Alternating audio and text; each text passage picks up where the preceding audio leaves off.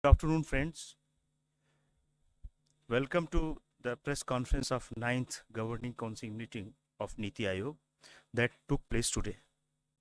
We welcome Shri Suman Berry, Vice Chairman person of the Ayog, and members Shri V.K. Saraswat, Professor Ramesh Chand, Dr. V.K. Paul, and Shri V.K. Virmani, along with CEO NITI Aayog, Shri B.V.R. Subramaniam.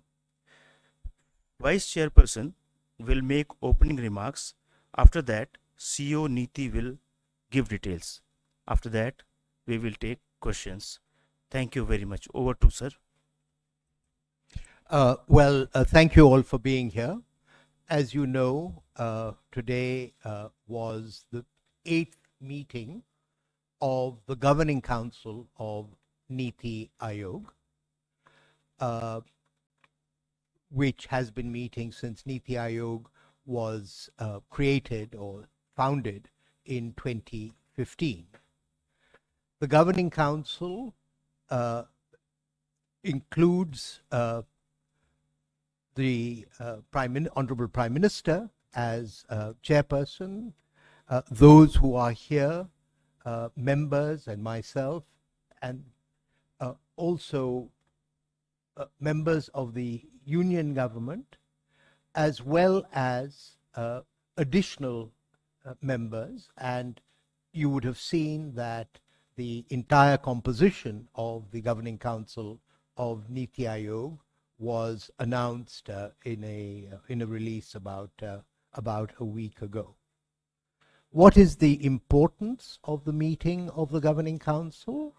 It is the supreme body where states and the center come together to talk about the development strategy for the country, and it meets in the form of Team India. I think there are two things that are of importance about this particular meeting of the Governing Council. First, that it took place very soon after the historic third term of this government. The second is that it retained the focus on Viksit Bharat at 2047. This had been the subject of last year's Governing Council meeting as well. Of course, since then we've been through an important general election, but I think that if it was the purpose of the Honorable Prime Minister when he spoke from the ramparts of the Red Fort on August 15th, 2022, to launch a national debate on how India should use its Amrit Kal of the next 25 years, I would say that first, he has succeeded. Second, that this is much more about a national mobilization than it is about a particular document. And third, that with the return of this government, it is the central focus of the efforts of government and the states. I'll leave my opening remarks at that. I would now ask CEO NITI Aayog to make his presentation and then ask him to direct questions in the question and answer. So, CEO, would you take over? Yeah, thank you, Vice VC. Friends, this is the 9th meeting of the Governing Council of NITI Aayog, and this was announced quite well in advance. The Prime Minister had said pretty much in March that he would be convening a meeting of the Chief Ministers soon after the elections are over, which he did promptly. So soon after the election results and he was sworn in, he held a meeting, and the date of the meeting was decided as 27th. Of course, the obvious reason being that with the parliament being in session, everybody is around. So just to, get over what may be exciting some of you, what was the participation like? Then that's what I think. So that's the curiosity all around. We had 10 absentees. So let me be very clear. There were 10 absentees and we had 26 participants. All states and UTs put together are 26 in number, 36 in number, minus 10 absentees, we have 26. Who are the ones which are absent? We had absentees from Kerala. That was indicated much earlier. I mean, pretty much early. I mean, probably 10, 12 days ago. We had Tamil Nadu, Karnataka, Telangana, Bihar, Delhi, Punjab, Himachal Pradesh. The last minute, we had a dropout from Jharkhand and Puducherry for some personal reason. Bihar was having an assembly session till late yesterday evening. So there was no way he could have arrived. That was the reason why Bihar didn't come. The Chief Minister of West Bengal, however, was present, and she was also there. You may have seen some flutter here and there, etc. The Chief Minister of West Bengal had made a request to be given a turn before lunchtime. So I'm just putting facts on the ground, no interpretations. It was a very clear request from their side, because normally we would have gone alphabetically. So it begins with Andhra Pradesh, then Arunachal Pradesh, and then it goes on further down. Because West Bengal would be W, which would certainly come post lunch session. They wanted a request. It was in writing, and we actually adjusted, and the Raksha Mantri actually called her in just before Gujarat. So she made her statement. Every chief minister is allotted 7 minutes, and there's just a clock on top of the screen which tells you the time that is remaining. So it goes from 7 to 6 to 5 to 4 to 3. At the end of that, it shows 00. Nothing else. Nothing else has happened other than that. And what happens is the Raksha Mantri just does that on his table. That's it. And that's it. And then she said that, look, I would have liked to speak for more time, but I'll not speak anymore. That was it. There was nothing more. We all heard. She made her points, and we respectfully heard and noted her points, which will be reflected in the minutes. So I thought I will get over that at the beginning, because I think that's what most people will be curious about. To mention the fact, her chief secretary continued to attend, and he was in the room even after she left, because she had to catch a flight to Calcutta. She said that she had an assembly session. That's what she told me. In the morning itself, she told me. So that's as far as that is concerned. Now coming back, so I'll take about 10 minutes to quickly brief you on the proceedings of the day.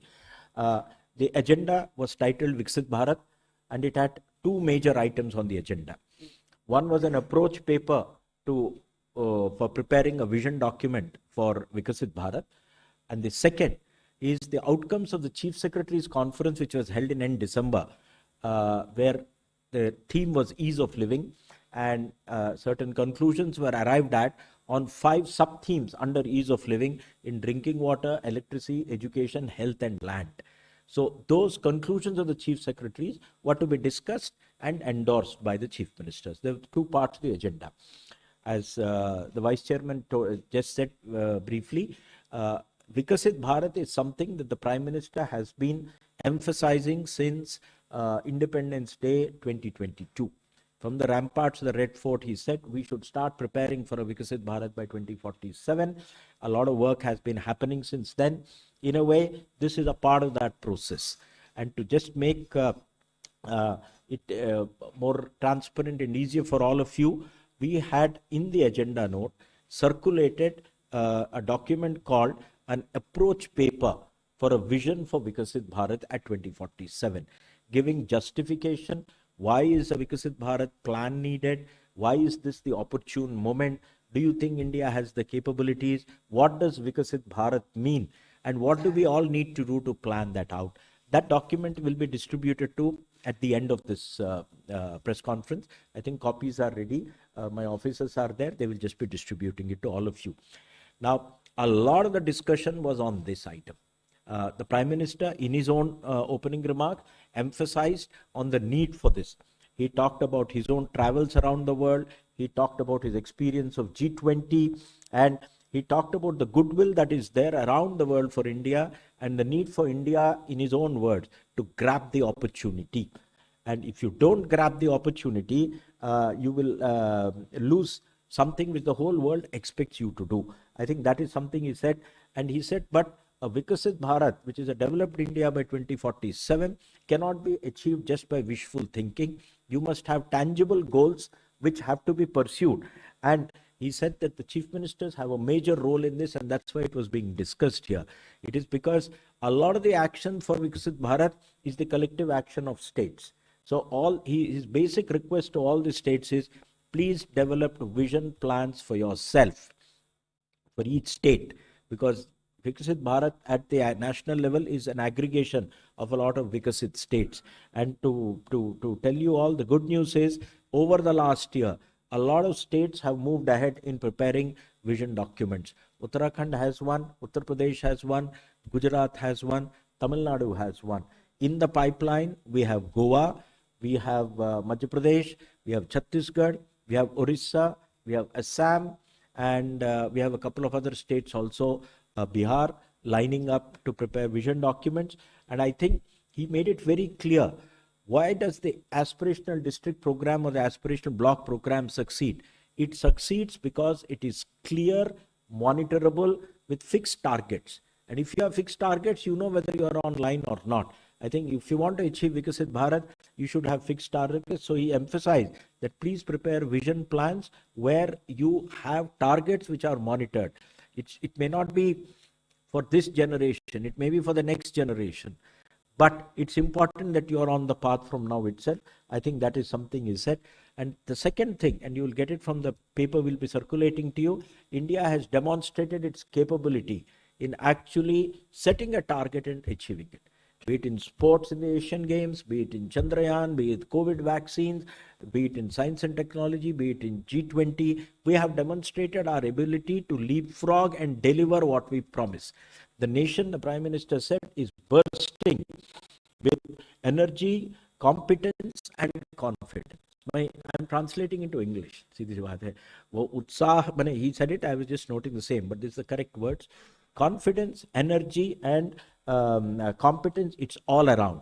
And it's the job of the leadership of the country at the national level and the state level to fulfill the hopes and aspirations of the people of India. And he said this is a golden opportunity. The second point he said is, it's not by throwing money alone that you can get everything. Money is often not the constraint. It's how you use the money, and more importantly, it's good governance that is necessary. And whether you want to succeed locally or globally, it's good governance and acting together which can take us to the outcome. He also talked about the positivity that is there for FDI around the world towards India. He wanted states to compete with each other to attract FDI into the country. So that, and he wanted a template to be prepared about how good states are. And the specific word he used is an investor-friendly charter. And start an investor-friendly charter and ranking states on how investor-friendly they are. So it's actually a modified version of EODB, ease of doing business, but actually a better one, where it will include a whole host of things like the legal system, what are the laws which are hindrances, what is the reduction in procedures which need to be simplified, what are the incentives that need to be given, how good is the law and order, how good is the transparency, how good is the infrastructure. So it actually asked NITI to construct an index so states can compete in attracting FDI. End of the day, you can liberalize everything in FDI at the national level. But where the FDI flows is also important. And he made the point that if everything ends up in one corner of India, it's not good for the country. It needs to flow to all corners of the country. And I think he wants to use competitive federalism as a mechanism of doing this. Coming back on ease of living, I don't want to go into details. You can ask any of us later on. But the 5 themes on drinking water, we looked at, the document contained things like access, quality, and a reliable quantity of water that is there. I think the Jal Jeevan mission has done very well. We were less than I mean, 16%, 16% of the households had tap connections when the program began. It's crossed 76% now. That's phenomenal. In rural areas, in urban areas, it began from 40 and has crossed 70%. Hopefully by the end of next year, it would be. The Chief Secretary's conference that discussed, that was on the agenda here. A lot of chief ministers spoke about how they are doing in drinking. For example, the LG of J&K said that by December, we will be 100% covered by household tap connection. There were discussions on quality. There were issues on maintenance. You know, end of the day, it's not just the tap. Water has to flow and it has to flow continuously. I think those were discussed. Electricity was the other thing on ease of living. It's about electricity connections, quality of supply, fluctuations. There's been a dramatic improvement in the country over the last couple of years. And the question is, what are the best practices, how they can be different? Chief ministers had a lot of things to say on that. The third was healthcare. A lot of programs are there, but there's variable outcomes across the country, and a lot of best practices are there. You know, Tamil Nadu has something on trauma care, Andhra has something on family doctors, Arunachal Pradesh has something called medicine from the sky. They're using drones to deliver medicines in interior area. So they were all there. There are a lot of challenges. This is one of the items. And on schooling, it was not on money and expenditures. It's about, is the school functioning? How easy to get admission? Why do children drop out between classes, and why don't they continue to higher education? So I think one of the conclusions which was put up to them was that there should be a unique AP APAR ID, APAAR ID for school students. So the moment they fall out of school, doesn't matter any school, but they fall out of the system, you can track them back and bring them back into the system. I think that's a thing. And lastly, on land, there's a lot of things about, it's not about land, it's about ease of access in terms of transferring land, getting it registered, mutated and all that, and building permits. They were all there. So these were the large number of items that were discussed under ease of living. The Prime Minister just said a couple of things which are equally important. He talked about please strengthen districts and make them drivers of growth. In India, districts are the sizes of provinces in other countries. And our states, many of them are the size of countries. I mean, UP is bigger than Brazil, you know, and so on and so forth. So you have to make districts as drivers of growth. He wanted states to, push. He mentioned about the threat posed by cyber security. And he gave examples of how, with increasing use of more and more advanced technology, it is becoming even more difficult. How you can actually have a fake identity of a person actually talking to you 3D, you will not recognize who that person is. So I think he alerted, because we're all vulnerable and states are more vulnerable. They do not have the kind of systems Government of India has in these things. States covered a large number of issues. There were states which talked about the future, about how they are planning for the future. Some of them raised very interesting issues. An important point which was raised by some ministers, chief ministers, and responded to by him is the issue of demographic management. I'm using that word because it was used exactly that way. It is about the country actually aging. Your median age today is 28, 29. By 2047, it will be 38, 39. But the number of old people is going to grow from about 130 crores today, 13 crores today, to about 35 crore people then. But the question is, soon after that, it will become a rapidly aging population. A rapidly aging population means you need to start planning for that from now itself. How are you going to take care of them, both economically, socially, their living conditions, their own, welfare systems? That is one. And of course, some chief ministers talked about, very often trying to change a decline in population at a very late stage may not be successful. And a lot of countries have failed to do it. South Korea is an example. Japan is an example. Now China is an example. Maybe some states are thinking in terms of managing demography. Quite different from what we were used to, say, 20 years ago or even 10 years ago. That maybe India has crossed the hump. At least some states have crossed the hump. And they may be running into a declining population scenario. So these were the issues. Some of the other interesting thoughts posed by chief ministers were a skill census. And I think that was an interesting idea which is there. There is another interesting idea on linking of rivers, which was posed. I think the broad consensus is, let's start beginning link rivers within the state itself, so that you can throw surplus waters from one to the other. And as consensus builds, it can be thrown across rivers in neighboring states. A lot of discussion on clean energy. going renewable, going to green, etc. But at the same time, the need to improve base load capacity, which will require nuclear, hydro, or thermal. That is one of the important points that was discussed. I think broadly, there was another thing, and I think that's very important.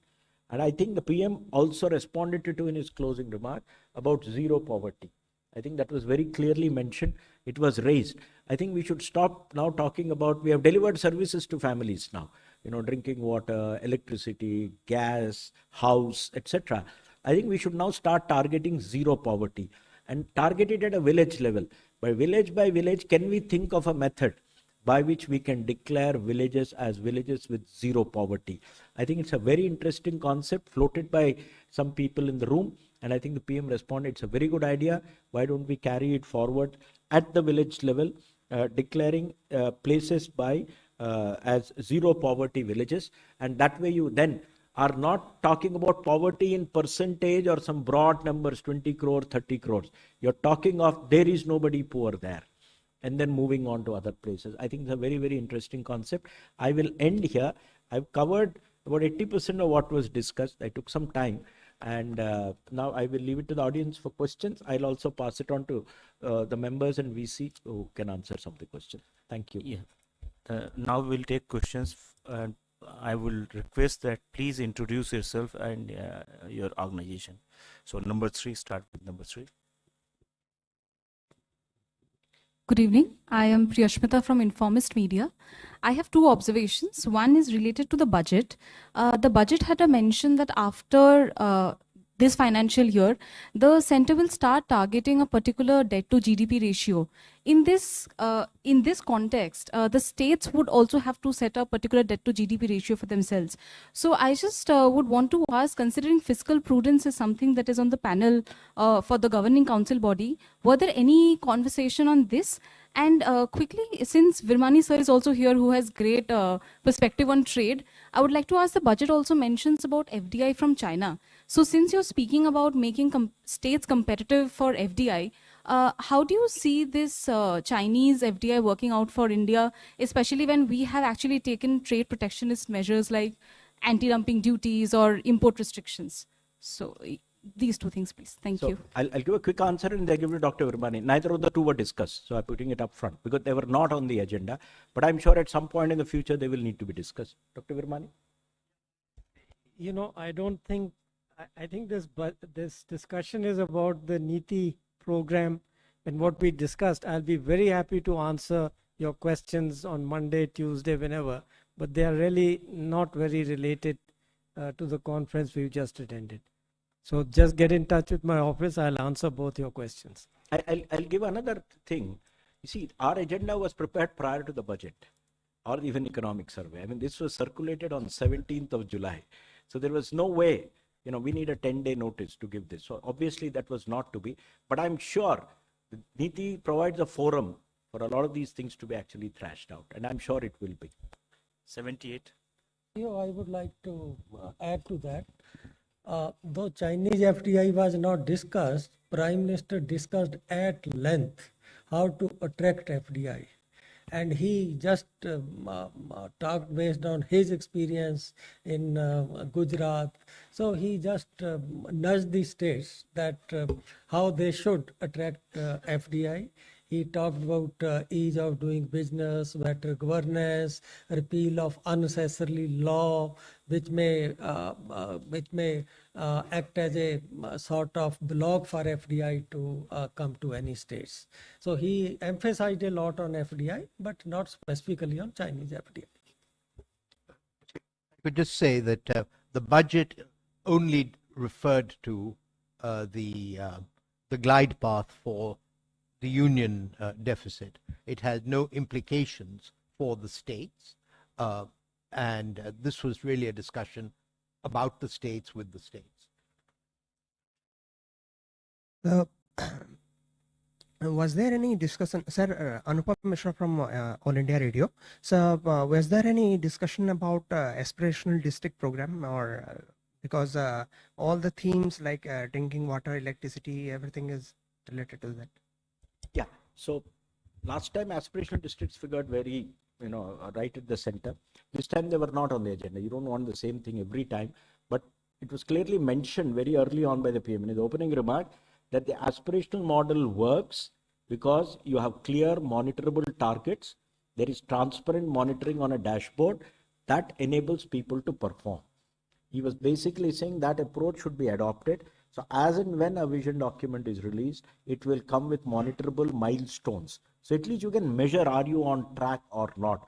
I was very clear. He also said that all actions that are to be taken now onwards, once a vision is in the public domain, should be aligned with that vision. 123. Sir, this is Girish from Mint. Sir, by when is the vision document likely to be ready? And once it is ready, what is the plan for implementation, given that some of the important subjects like land, health, education, etc., are in the state's domain? We are waiting for the chief ministers to actually give us responses on vision itself. So the piece of paper you have with some additionalities is with them also. So we will give them about 2 weeks or so, or 3 weeks, to send responses and ideas and thoughts. They've been asked three simple questions. What do you think Viksit Bharat should look like? What do you think is the strategy to reach there? What do you think is critical for your state also to reach there, etc.? Once that comes, that will have to get compiled. So you give us a month or month and a half to get that. So, Brinda from Hindustan Times. So, my question, of course, you have mentioned that a lot of states did not participate, but speeches and papers are given by these states beforehand. So, were the states that boycotted the meeting then submitted the paper? And if they haven't, in case, then how is NITI Aayog then going ahead and planning development for these states if they continue not to participate in these meetings? Okay. So, as I said, we had a lot of last minute dropouts. So I have speeches of some states who have not participated also. I have a speech of Jharkhand with me. I have a speech of Pondicherry with me. So not all have dropped out for, boycott reasons, so something would have happened last minute or whatever. So we have that. So we are anyway analyzing those. For those who did not participate, I always say in these things, it is their loss if they are not there. The room is richer if they are there, both for us and for them. Two, nobody is going to be excluded because they are not going to participate. We have one nation end of the day. 95. I'm Mashumi from The Print. I wanted to ask, one of the internal challenges that the approach paper talks about is bridging the rural-urban income gap.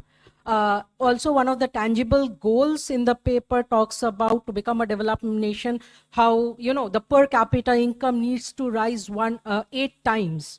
So in a meeting, did the chief minister, did the states discuss how are they planning, what are they doing to, meet these tangible goals?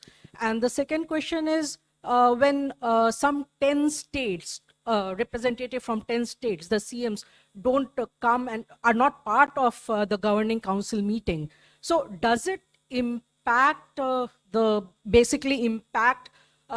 implementation of these goals? Because ultimately it's the states who have to kind of implement these goals, work on this. So how does the center state dynamics work in a situation like this?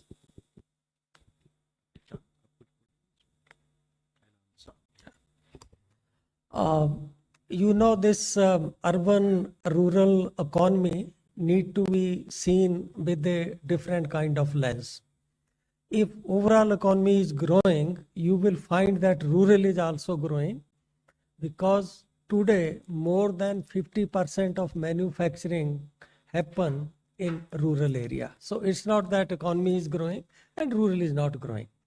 We have statistics about agriculture, which is mainly rural, from where we can see how that part of rural income is growing. As far as services and industry are concerned, their division between rural and urban, we get only when there is a change in base. The last data we have on 11-12, the next data will be available when there is again change in base, that is expected to be 24-25. So this is one reason that you can't, in terms of these definite kind of disparity between rural and urban.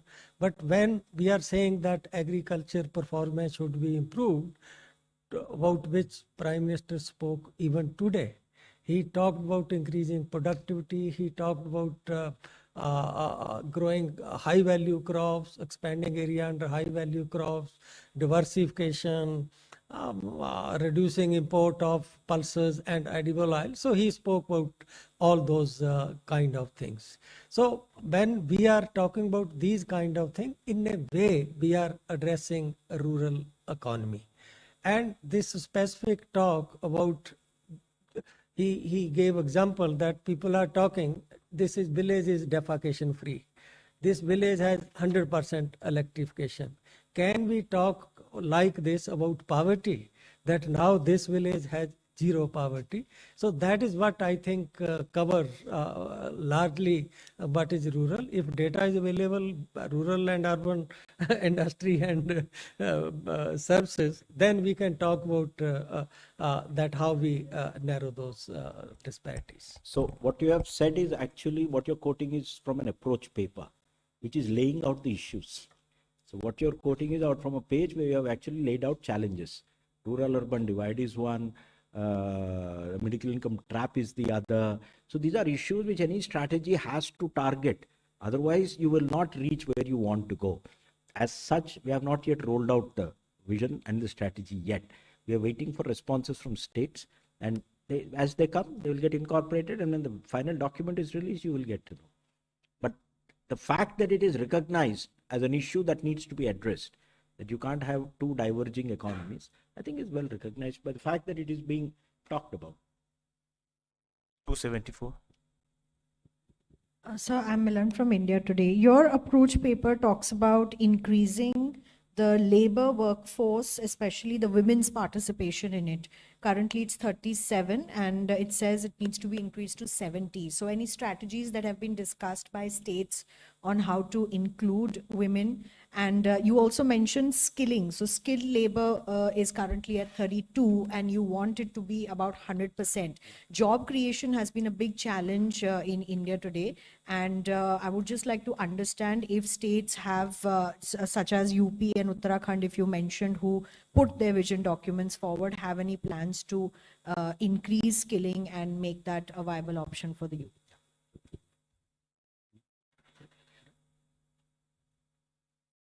So I think a lot of chief ministers mentioned women's programs. I think much of it was an appreciation of the government's programs on women. For example, the entrepreneurship program. There was also mention of the skilling programs, etc. I think so far the focus was on the existing programs, as CEO has said, and I think VC also said. The future part of it, you have to give them time to think about and think of new ways of doing it.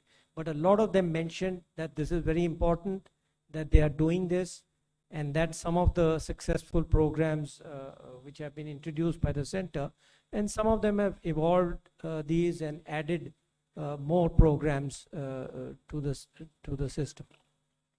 No, I think in the opening remarks, the PM was very clear. Skilling is up and square in front of his sights, both skilling and employment. It was reflected in the budget also, he said. And I think a couple of chief ministers clearly laid out what their thoughts are. Andhra Pradesh for one, Chhattisgarh for the other, Assam for the other, Goa is another one. All of them had very clear thoughts on, how to go about tackling it. So I think we need to put all of them together, and it'll come out. It will come out when we come out with the national strategy, because this is not something that's going to happen overnight, right? It's a glide path, and the numbers are very, very ambitious. I think that's the way. 277.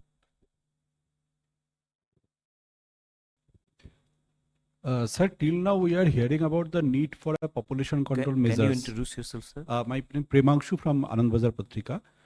Till now we are hearing about the need for a population control measures, and now you are talking about this aging problem.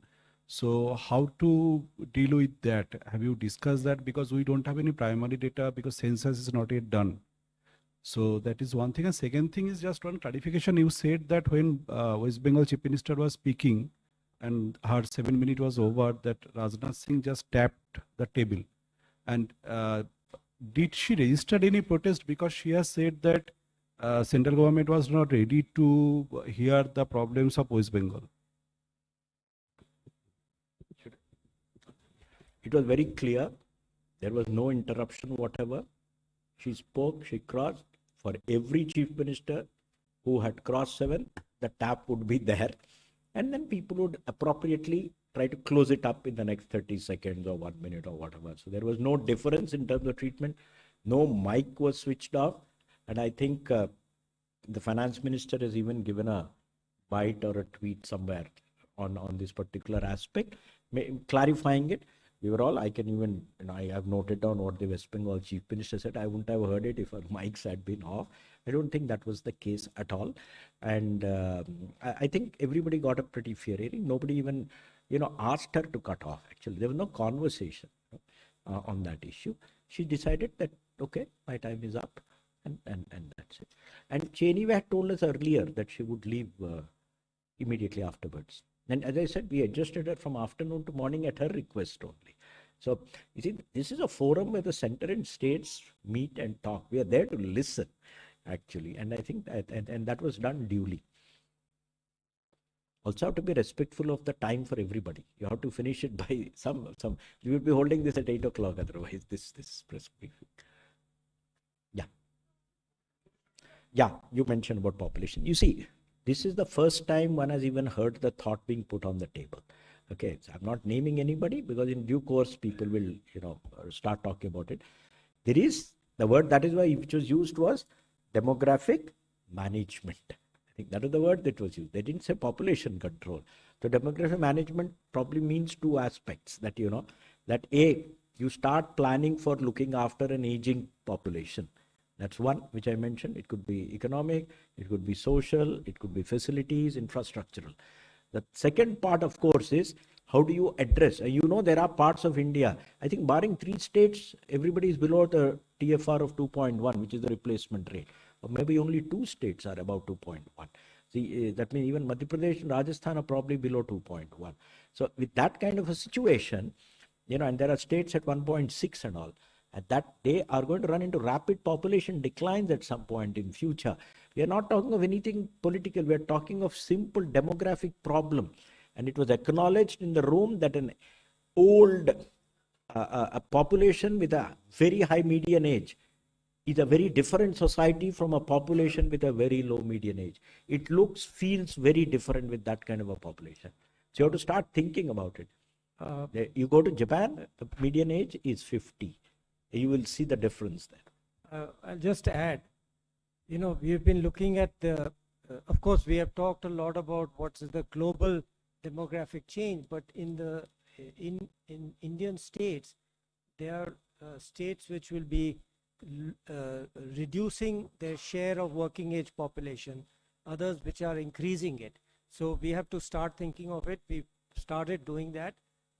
Some of you may have heard I've talked about that internationally, but I think the idea of the persons who mentioned this was this demographic change which is happening and will accelerate in the next 15 years actually. And of course, one aspect of that is the aging, but the second aspect is in terms of skills, the kind of jobs which will be created in the states which are declining relatively or in terms of population, working age. It's all about working age population and those which are increasing. So those internal dynamics, etc., we have to start thinking about. 275%. Sir, Prashant Sahu from Financial Express. Sir, my question is that most of the developed nations have few sectors where they have world champions, be it technology or manufacturing, and be it some other sector. So which are the sectors you have identified in India where we'll have some world champions? Otherwise, the scale will not be there to sustain that level of that status for long. The second question is, when are we expecting the full scale of action plan to implement the vision document that you are preparing? Something has been announced in the budget, but Um, a couple of thoughts. I'll take the issue about the action plan and then perhaps leave it to my colleagues to talk about leading sectors and strategy. The reality is that no parliament can commit its successors. So the operative time horizon is the life of this parliament.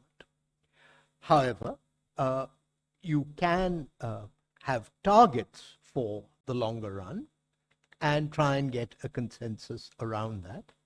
But I do have to also say that I worked for a while at Royal Dutch Shell, which basically believed that there was so much uncertainty about the long run that you needed to operate in terms of scenarios rather than 25-year targets.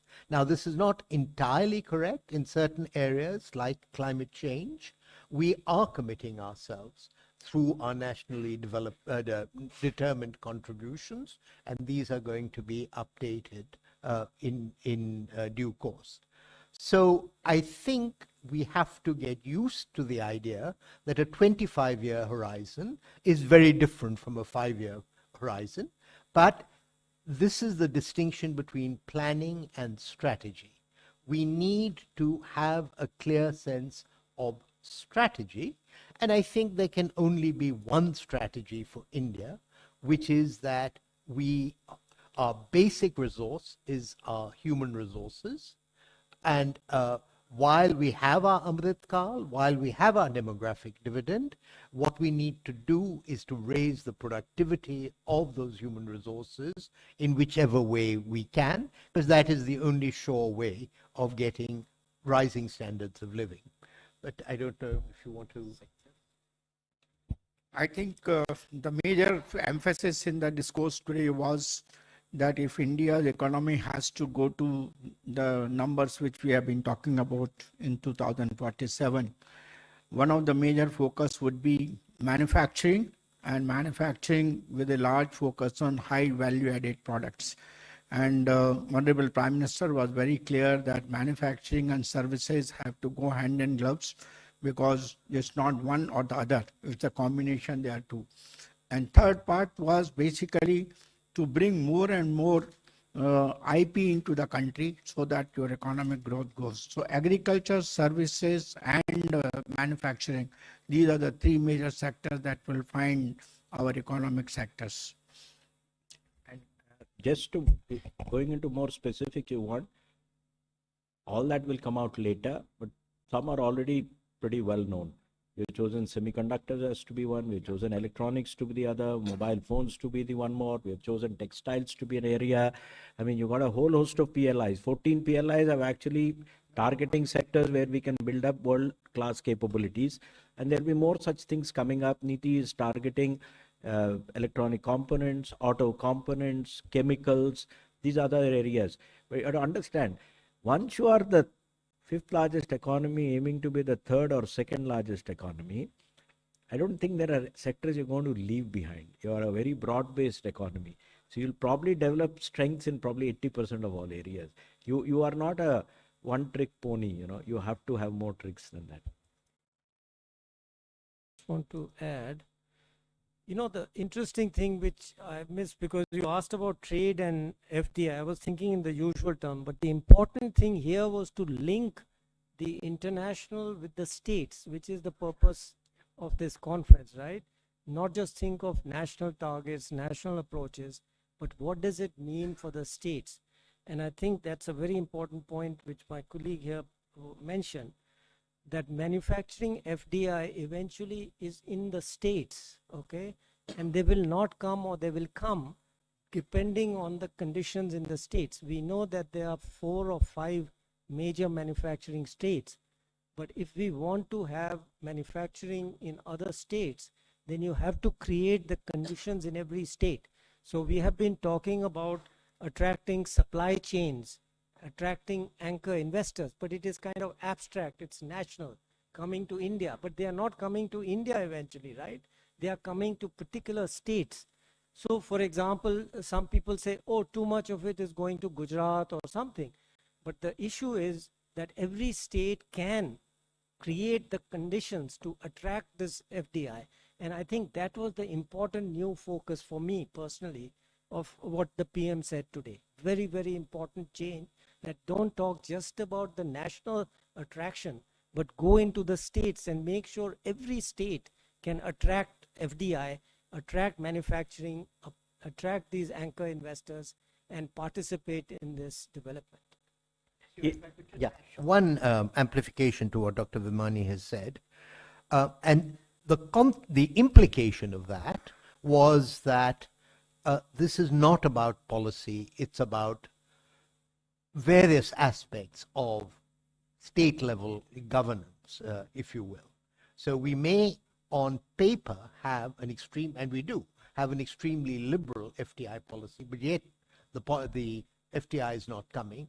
And that's where if you like, what the PM wants NITI to do, which is to have a checklist of what it means to be a friendly state, but equally important, that this should not be a source of polarization, that this has to penetrate even the less successful and less affluent states. I think Dr. Virmani has put it beautifully. It's about bringing the international down to the state level.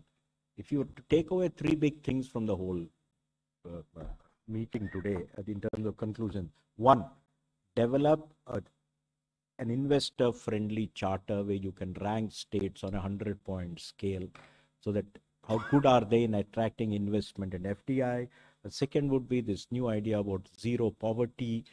Gradually you sweep poverty out of the country. And the third would be a basic nod that river grids are important. You've got large parts of eastern India flooding underwater, and large parts of western India which have periodic droughts, or southern India which has a lot of, again, drought problems. So these are three big takeaways if I were to take away: river grids, an industry-friendly charter, investor-friendly charter, and zero poverty. 24.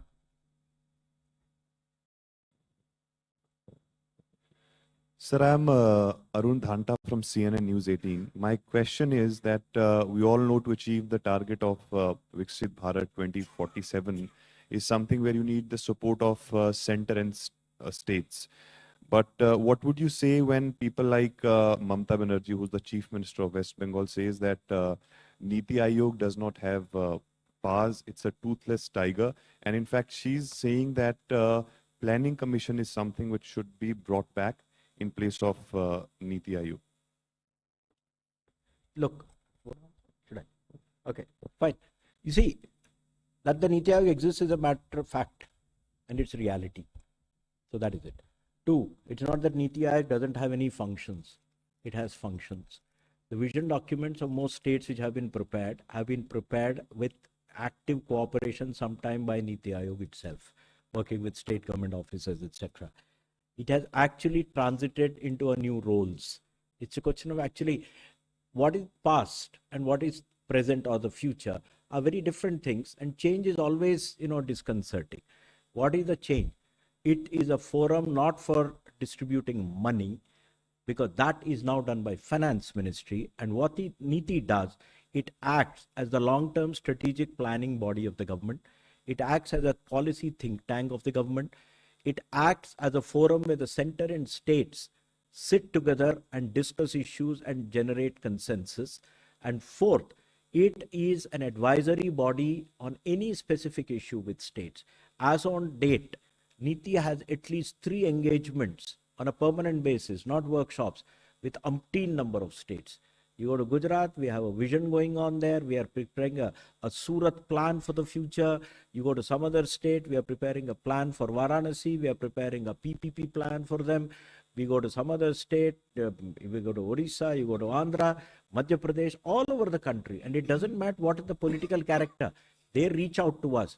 We actually distribute a document to them saying that these are the 30. We are the internal consulting powerhouse of the government. And I think that is what. Now, that was not a role which is perceived to be felt by the Planning Commission. It was getting diverted by the primary function of distributing funds. And therefore, but by the way, while that is one view, which the Honorable Chief Minister of West Bengal probably had, there is an equally strong view that the Planning Commission didn't have any money allocation function also. A lot of people would say, after a lot of discussion in Planning Commission, we got another 100 crores. Is it worth the effort? So there's a counter view to that also. So there are enough people who felt that way. But anyway, that's a debate which is irrelevant because there are other agencies. That function has not disappeared within government. It is being done by something. If somebody doesn't want to use NITI Aayog, that's their choice. And I don't see that happening. We are quite popular. In fact, I would like to add here that the state governments today are going out of the way to set up institutions like NITI Aayog in their own ambit. State transformation institutions in all states have been set up now, and more are coming up. So that shows the efficacy of NITI Aayog in actually doing cooperative federalism in a big way and ensuring that the discourse between center and the states is one that of a progressive thinking rather than just distributing money. Perhaps frame the question slightly differently. I think quite an important motive for the Prime Minister to wind up the Planning Commission and create NITI Aayog was that the whole concept of a planning commission, which dated back really to Soviet days, was inappropriate 30 years after a liberalization. And I think to some extent the comments of the Honorable Chief Minister derive from a belief that the way development works is through the allocation of government resources. But the way development works, or should work, is through policies that stimulate the private sector. And the financial allocation by government should be, as it were, the icing on the cake, not the cake itself. And I think NITI Aayog has been freed up to think about what these larger policies are. I'll just give an example. One of the findings is that Indian firms choose to remain pygmies in terms of employment. And one reason we have a less than satisfactory employment position is that there are all kinds of barriers, self-imposed barriers for firms to take on more employees, in contrast, certainly with the United States. Now, we're not going to get the kind of rising productivity, and the Prime Minister mentioned this, until we get our labor force more into the formal sector. That's not something that government funding can do. That's about policy at the state level, policy at the national level. And if not NITI, well, I mean, the departments can do it, but it is very much the view of the Honorable Prime Minister. They don't have the bandwidth, they don't have the scope, and that's where NITI should lead. Technical. On fiscal, the Finance Commission raised the state's share of taxes in the central union government's taxes from 32 to 42%. That is the other side of the coin of the funding which Planning Commission used to do of the states. So those are related. It's not, you shouldn't think of them independently. I'm just making a technical point that they go together. That share would not have been raised from 32 to 42% if there was still a Planning Commission giving funds to the states. So we will take last two questions. 244, please. Sir,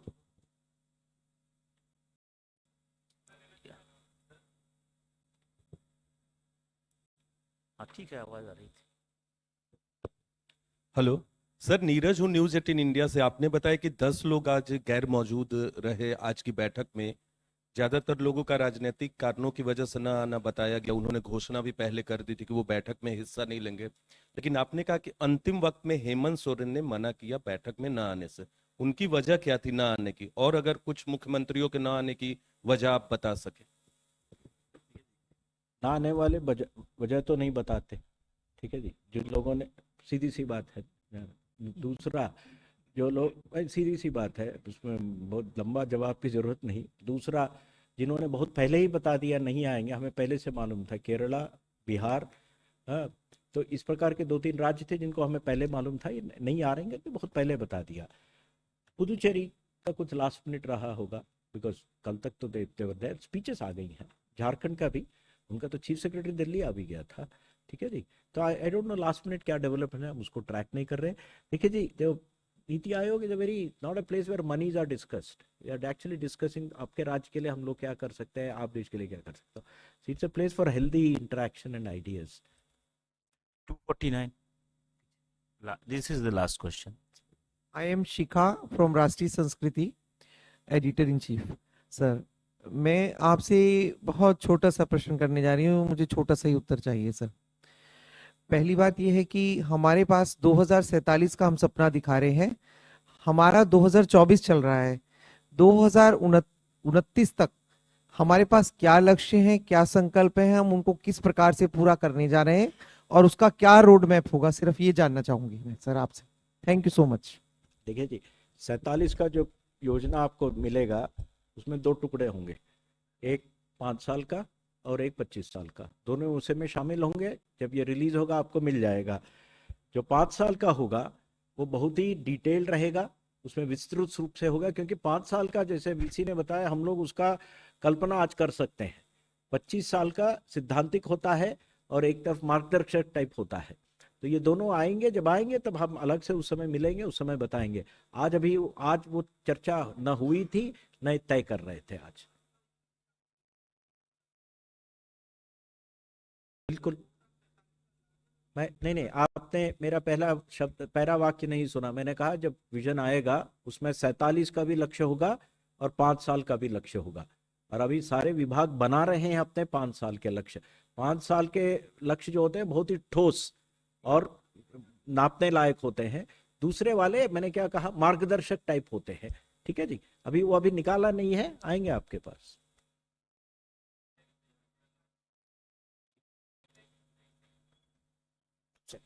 So thank you very much, friends, for this press conference, attending the press conference. Now you can have refreshments at the cafeteria.